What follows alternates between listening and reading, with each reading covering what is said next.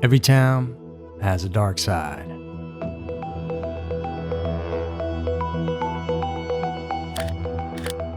Australian-American Christopher Wilder enjoyed the finer things in life and had no trouble attracting beautiful young women with his luxurious cars, speedboat, and a love for fine dining.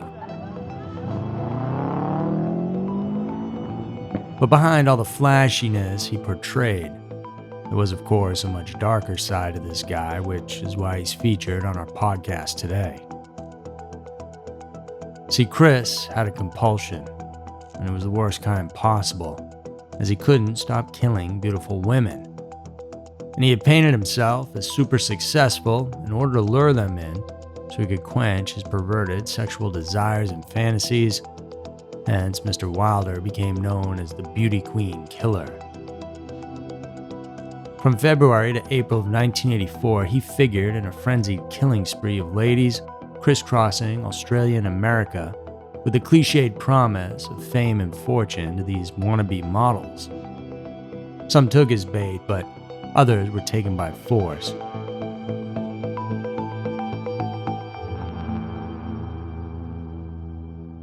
So welcome to this week's episode of Every Town Guys. I'm Andy Fitzgerald, and today we put the spotlight on Christopher, a serial killer originally from down under, whose exploits landed him on the FBI's most wanted list.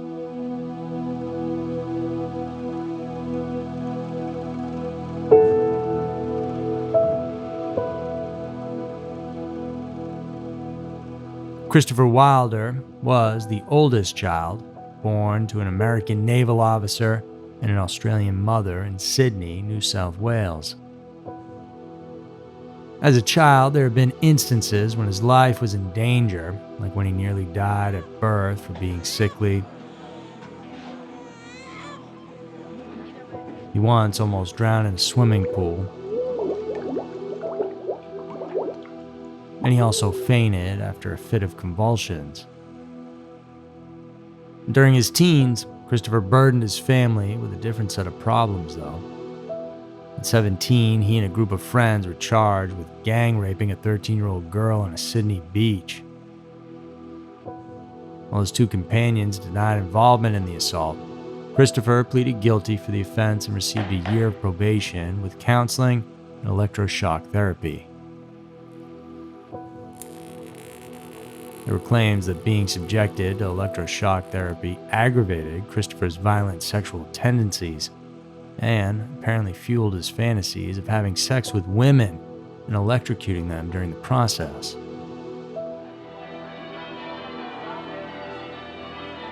When he was 23 years old in 1968, Christopher then married Christine Palouche, whom he had met the year before on Sydney's Palm Beach. But she quickly left him after discovering his dark sexual tendencies and finding panties and nude photos of a naked woman in a briefcase in his car. Christine claimed that she was sexually abused by Christopher and that he also threatened to kill her. Then in November of 1969, he used nude photographs to extort sex from an Australian student nurse. She complained to police, but charges were ultimately dropped when she refused to testify in court. Australia was becoming a hotspot for Christopher, so much so that in 1969, in order to avoid more charges, he decided to emigrate to Boynton Beach, Florida, where he found luck in construction work and a real estate business. He amassed some money, and that enabled him to acquire an upscale house, some fancy cars, even a race car, as well as a luxurious speedboat.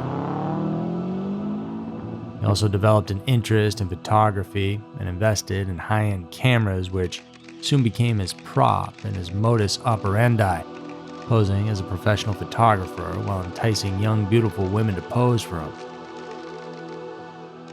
But Christopher had his ultimate sickening motive, of course.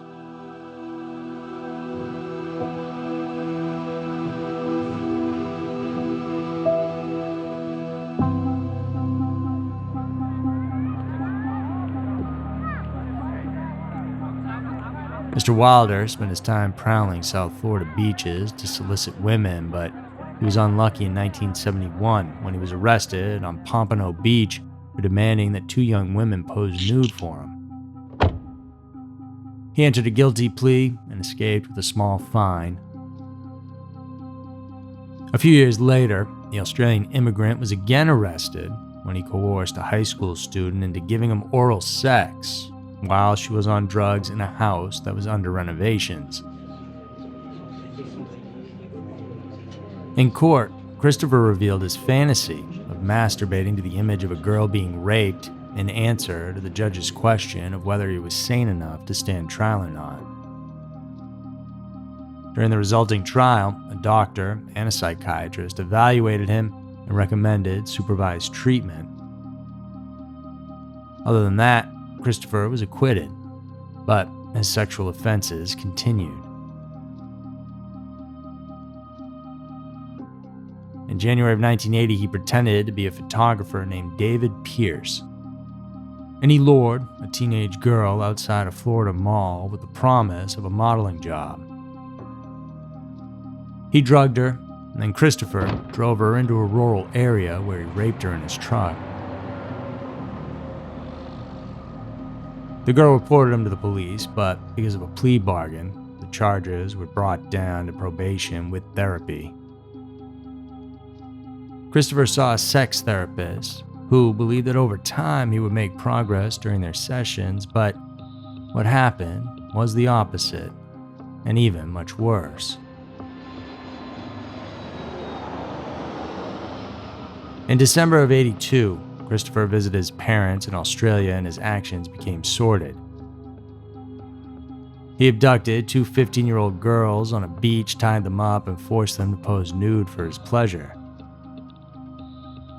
He was traced, though, through the license plate number of his rented car, arrested later that month, and charged for kidnapping and indecent assault.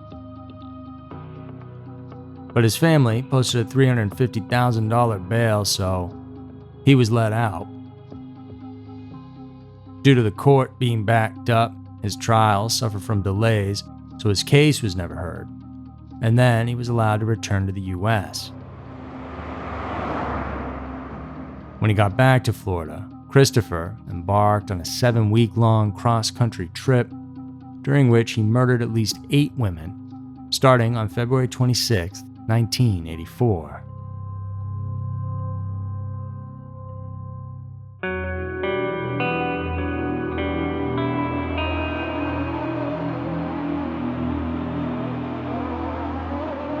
The first fatality attributed to Mr. Wilder was Rosario Gonzalez, who was employed as a spokesmodel at the Miami Grand Prix, in which Christopher was a participant. She was last seen leaving the track with Christopher. Then on March 5th, Christopher's former girlfriend and Miss Florida finalist, as well as current high school teacher Elizabeth Kenyon, was officially reported missing.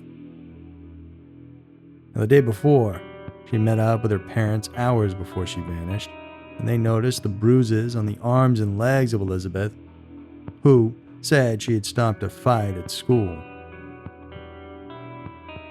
Christopher became one of the 3 suspects, but he was let go after claiming they hadn't seen each other for over a month.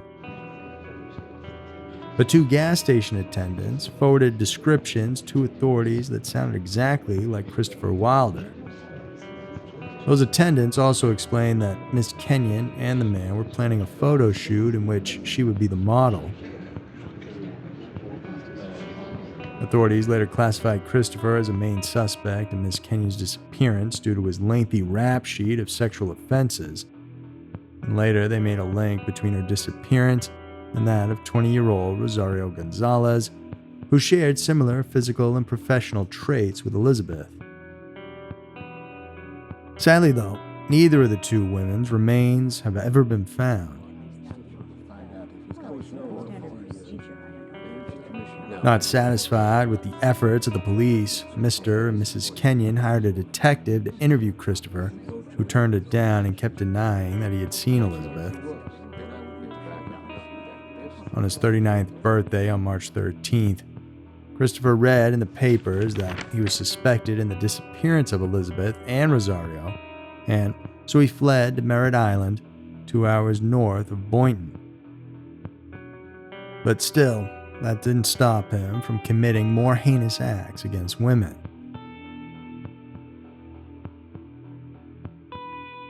On March 19th, 21-year-old Terry Ferguson became Mr. Wilder's next victim when he snatched her from a Merritt Square shopping mall in Satellite Beach, Florida.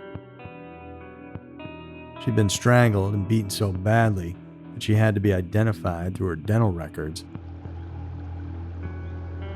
Her body was discovered after 5 days in a snake-infested canal called Canaveral Groves. The fourth casualty in Christopher's roster of female victims was 19-year-old Linda Grover, whom he saw and took from Governor Square Mall near Florida State University in Tallahassee just 2 days after killing Terry. When Linda refused to be photographed for a modeling agency, he assaulted her in the mall parking lot.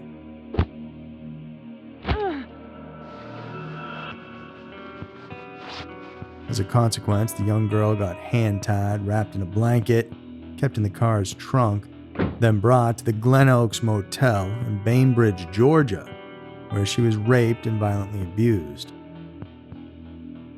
Her eyes were blinded by super glue and a blow dryer.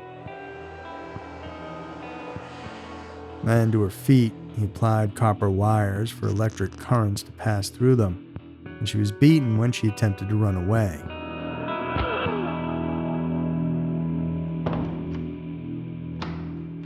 After that, Linda locked herself in the bathroom, shouted at the top of her lungs, so Christopher fled away in his car.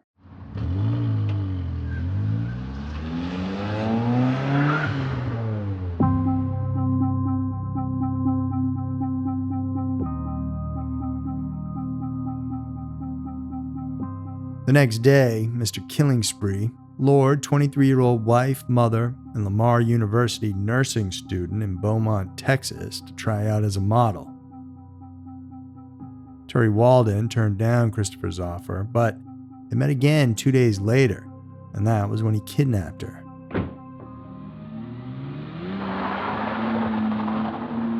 She was stabbed 43 times to death in her chest and then dumped in a canal.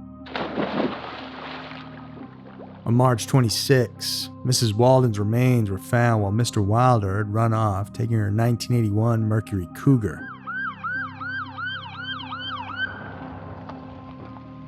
Authorities in Texas found Wilder's abandoned car during the search for Terry. They discovered hair samples there belonging to Teresa Ferguson, which confirmed that Christopher was responsible for her death as well. Like a vampire lusting for blood from its prey, Christopher continued to attack more women to satisfy his carnal desires. He preyed on 21-year-old Suzanne Logan, and with precise timing abducted her at the Penn Square Mall in Oklahoma City. They ended up in Newton, Kansas, where they rented a room at an inn. And he executed his plan of raping and torturing Suzanne. He then shaved her head and pubic hair. The next morning, the beastly sicko then drove 90 miles northeast to Junction City, Kansas, where he stabbed Miss Logan to death and dumped her body in the nearby Milford Reservoir. She was discovered on the same day Terry Walden was also found, on March 26th. As if those deaths weren't enough, Christopher kept adding to the number, as if he had a deadline to beat. On March 29th, 18-year-old Cheryl Bonaventura became Christopher's captive, the Grand Junction shopping mall in Colorado. People had seen them together several times, once on March 30th at the Four Corners Monument, and another while dining in at Silverton, where they told the staff they were married and on their way to Las Vegas. They checked into a motel in Page, Arizona, where Christopher ended Cheryl's life by stabbing and shooting her on March 31st near the Kanab River in Utah. Cheryl's body was found 3 days later on April 3rd. But even before police could identify Mr. Wilder's most recent victim, he had already set his sights on another young, aspiring model he met in Las Vegas while attending a fashion show for 17 magazine at Meadows Mall. The girl's mother took a picture. Captured in the background was Christopher leering at the girls clad in miniskirts. He didn't let the opportunity pass, and at the end of the show, the beauty queen killer approached 17-year-old Michelle Korfman, and they left together.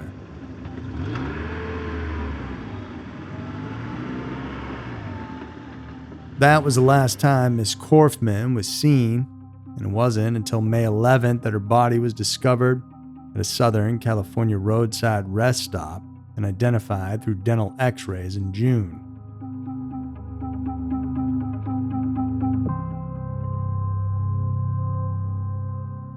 Now linked with 3 murders, 1 kidnapping, and 4 disappearances, Christopher Wilder was described by FBI spokesman as a significant danger. His name was then added to the Bureau's 10 Most Wanted list on April 3rd, 1984.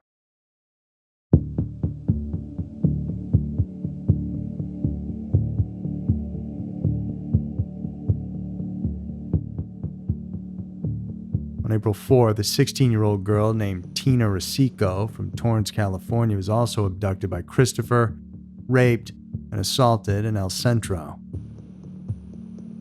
Strangely, though, he decided not to take the girl's life, believing that she could become his accomplice. Sure enough, a fearful Tina helped Christopher abduct teenage girls and women who all fell into his prototype, gorgeous and model-esque. They then worked their way eastward through Prescott, Arizona, Joplin, Missouri, and Chicago, Illinois. 6 days later, Tina helped in kidnapping 16-year-old Dawnette Wilt in a shopping mall in Maryville, Indiana. Christopher raped and tortured her through the course of the day and into the next. Worst of all, he tried to stab her to death on April 12th. He left her for dead outside Rochester, New York, but Dawnette managed to survive and dragged herself to the nearest highway where a passing motorist discovered her and brought her to a hospital in Penn Yan. Wanted to make sure that Dawnette was dead, Christopher went back to the spot where he left her, but was astonished to find that she had fled. Christopher's final victim was a woman named Beth Dodge, who he abducted near Victor, New York, on April 12th. He shot her to death and left her in a gravel pit. And following that murder, he drove his teenage captive, cum accomplice, to Boston's Logan Airport, purchasing a one-way ticket to Los Angeles and seeing her off at the gate. The sudden attack of compassion remains unexplained, but he wasted no time in searching out another victim. The next day, on April 13th, he pointed his gun at a woman in Beverly, Massachusetts, whose car had broken down, but she managed to escape.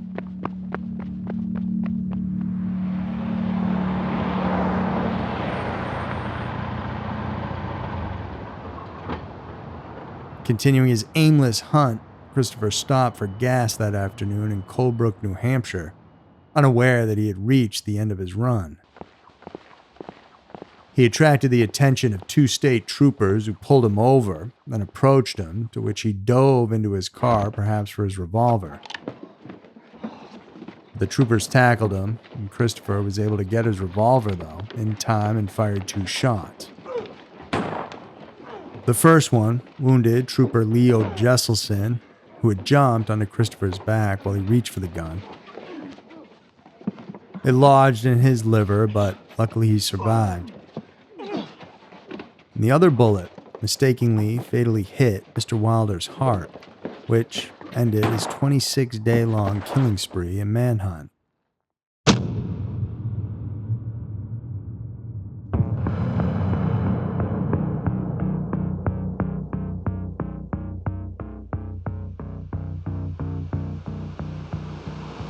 After his death, Christopher had been suspected in numerous murders and disappearances of other women, including those whose remains were found in the Florida area where he stalked women while posing as a photographer.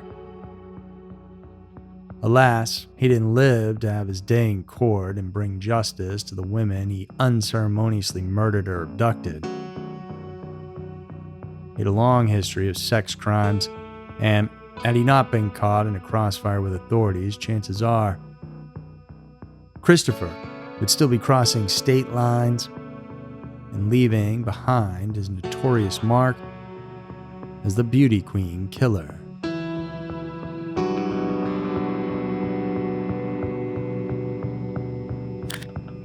So that's going to do it, guys, for this week's episode of Everytown.